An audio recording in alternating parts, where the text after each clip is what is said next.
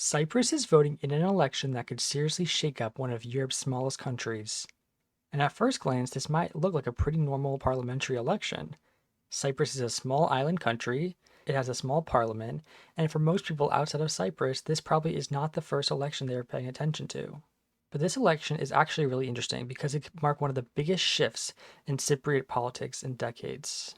A far-right party could become the third largest force in parliament, a new anti-corruption movement could break through, a pro-European Liberal Party could enter parliament for the first time, and a YouTuber turned European lawmaker is trying to bring his direct democracy movement into national politics. All of this is happening while voters are frustrated over corruption, high living costs, expensive electricity, housing, migration, and a general feeling that the old political system is no longer working. So today, let's break down Cyprus's election and how the country's political system works, who the major parties are, and why this small island election could matter way more than people think. Before we start, my name is Nick and you're watching This Week in Elections. Let's get into it. The first thing to understand is that Cyprus is not a parliamentary system like the United Kingdom, Canada, or Australia, where the party that wins parliament forms the government. Cyprus is a presidential system.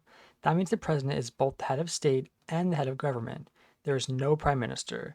The president is elected separately, appoints the cabinet, and runs the executive branch, similar to the United States.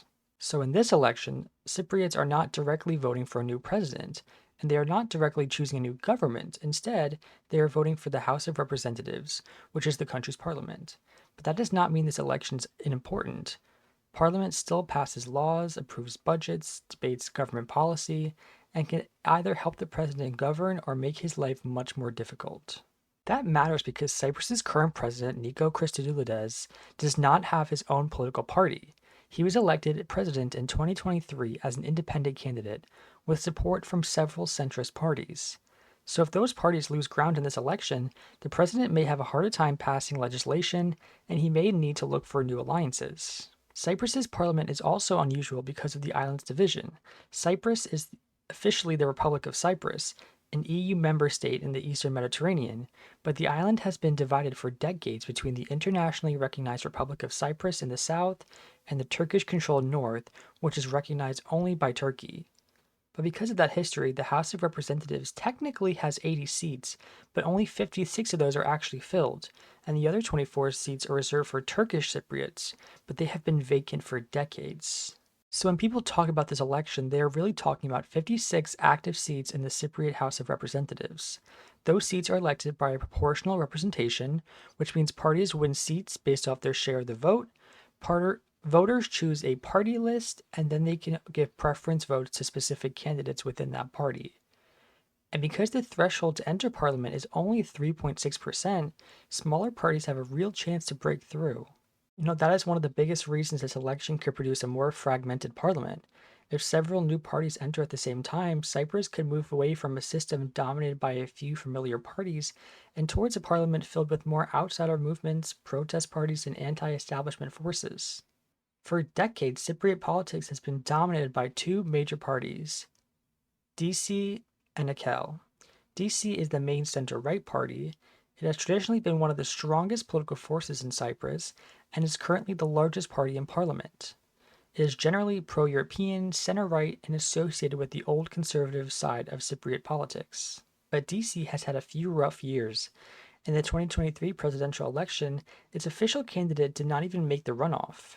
Instead, Nikos Christodoulides, a former DISY politician running as an independent, ended up winning the presidency.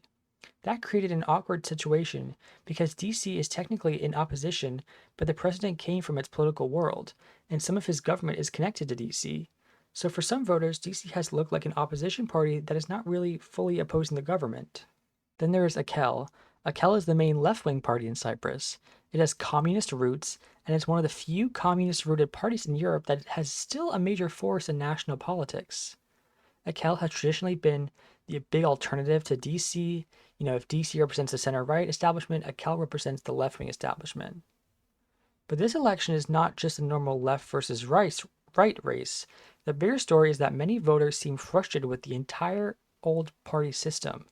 So even if AKEL does well, it is competing in an environment where voters may not simply be moving from the old right to the old left. They may be moving away from the old parties together. In the last parliamentary election in 2021, DC finished first with around 28% of the vote and 17 seats. AKEL came second with around 22% of the vote and 15 seats. DIKO, a centrist party, came third with around 11% and 9 seats. ELAM, the far-right party, won 7% of the vote with 4 seats. And that was already a sign that Cyprus's party system was becoming more fragmented. But this year, the fragmentation could go much further. The traditional centrist parties are under pressure too. DIKO, EDEK, and DIPA matter because these are the parties connected to the president's support base. They helped support Christodoulides in 2023, but if they lose ground now, it could weaken the president's natural allies in parliament. That is one of the biggest reasons this election matters. It's not just about who finishes first, it's whether the president's support network gets weaker. Now let's talk about the parties that are actually driving the excitement in this election. The first is ELAM. ELAM is the far-right National Popular Front, and depending on the result, it could become the third largest party in Cyprus, and that would be a major political shift. ELAM first entered parliament in 2016, and for years it was viewed as a fringe far-right party.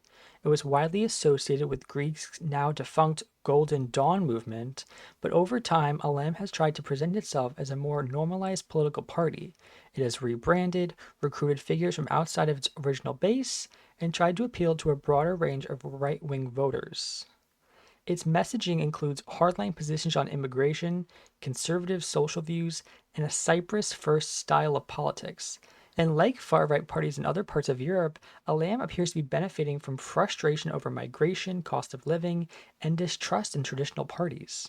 If ELAM becomes the third largest party, that would be one of the biggest headlines from this election, not because ELAM is about to govern Cyprus by itself, but because a stronger ELAM could influence parliamentary alliances, the election of the parliamentary speaker, and the broader direction of Cypriot politics.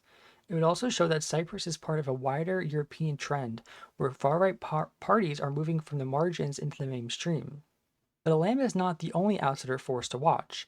Another major one is ALMA, a new anti-corruption movement led by Cyprus's former Auditor General.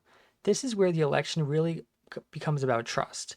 Cyprus has been dealing with public frustration over corruption for years, especially after the cash for passport scandal, where wealthy foreign investors could gain Cypriot citizenship and therefore access the European Union through investment schemes. That scandal badly damaged public trust, and on top of that, voters are dealing with high electricity prices, cost of living pressures, housing concerns, and a feeling that the state is not working the way it should. ALMA is trying to channel that anger into an anti-corruption institutional reform movement. Its basic message is that Cyprus does not just need a different party and change, it needs a cleaner, more accountable political system. Then there is Volt Cyprus. Volt is a liberal pro-European movement connected to the wider pan-European Volt movement. This is a very different kind of outsider party from ELAM. Where ELAM is a nationalist and far-right, Volt is pro-EU, progressive, and focused on reform. If Volt gets into parliament, that would be another sign that Cyprus's old party system is being challenged from multiple directions at once, from the far-right, from the anti-corruption reformers, and from younger, liberal, pro-European voters. And then there is direct democracy, connected to the YouTuber who shocked Cyprus in 2024 by winning a seat in the European Parliament.